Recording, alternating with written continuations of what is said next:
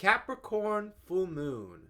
This full moon is happening on June 21st at 6 p.m. in Portland, 9 p.m. Philly and New York, 2 a.m. Saturday in Berlin. It's happening in the first degree of Capricorn, so anyone with planets in the early degrees of cardinal signs is going to feel it. But before we get into it, I want to talk about the context for this full moon. The last few weeks have been a lot of Gemini energy, a lot of new beginnings in the Gemini part of our chart. So Jupiter went into Gemini for the first time in 12 years. We had a Venus cazimi and a Mercury cazimi, and a cazimi is where a planet is conjunct the sun, and it resets their energy. And we also had a new moon, resets the lunar energy. All of these resets were square Saturn and Pisces, some of them very tightly.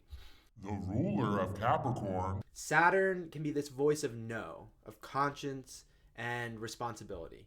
So some of the iridescent Gemini bubbles, these new connections, new ideas, Saturn was like pop, pop, really forcing us to ground the exciting newness that we've been experiencing in practicalities, to look at the emotional consequences of things. Of course, some of us are already very Saturnian, so these transits could have brought some lightness and some optimism instead.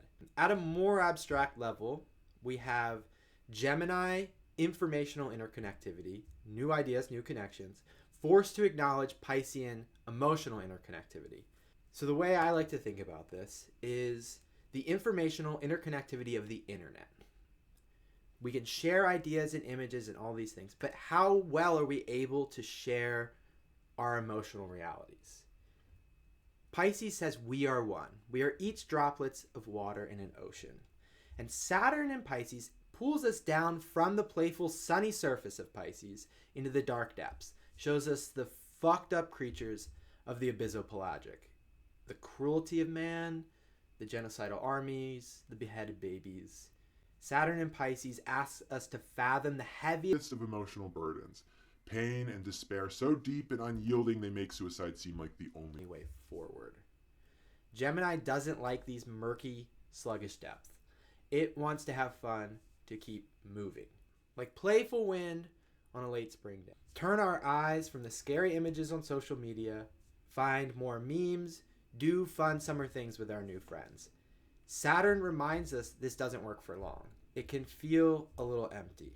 If there is blood or oil in the ocean, we may be able to evaporate up into the clouds for a little bit, but sooner or later, we are going to have to come down. Just think of it, man. Just think you and me in outer space together.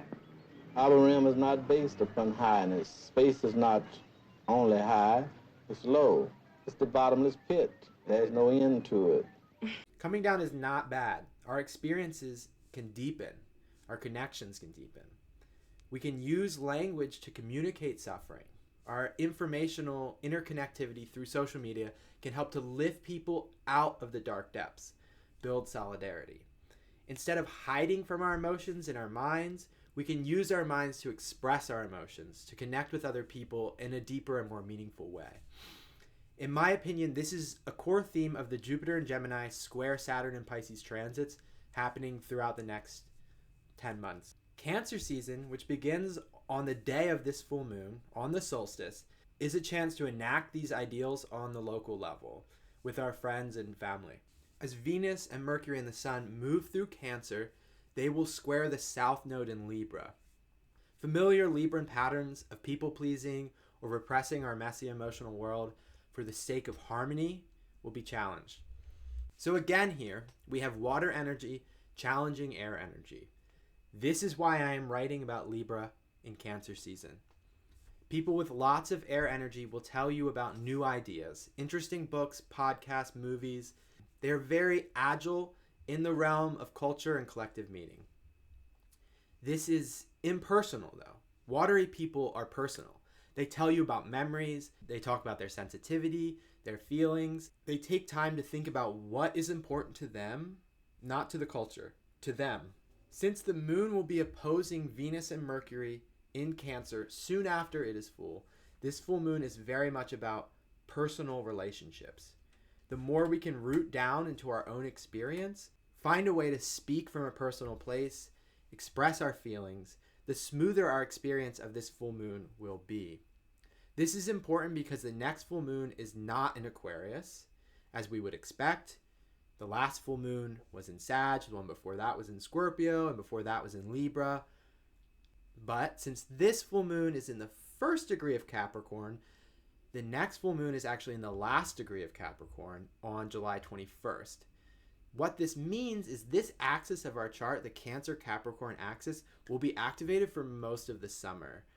And any insight that this full moon brings will be incomplete.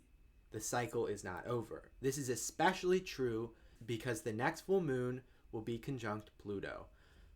Scary. Capricorn can be scary for the moon, but it also gives a chance to balance the sensitivity of Cancer with maturity, with boundaries, responsibility, and commitment. And this can lead to deeper and healthier relationships, a deeper sense of security and stability. If you would like to hear more about how these transits are hitting your chart, find the link in my bio and book a reading.